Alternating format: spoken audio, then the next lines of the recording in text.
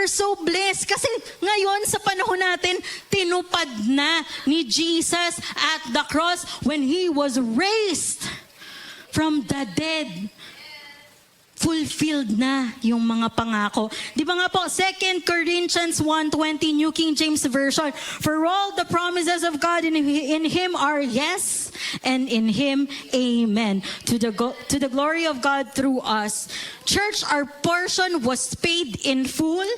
Your healing, your provision, your righteousness, your forgiveness, it's all paid in full. Sabi po ni Madam kanina, di ba, at the cross, Jesus, kailangan niya i-endure yun. Nagpakahirap na siya. Para you and I, today, di na tayo magpapakahirap at kasama yun sa inheritance natin. Yung healing. Anong nararamdaman mo? Anong sakit karamdaman yan? Kinuha na niya yan. Kasama na yan sa inheritance mo. Divine health. Amen?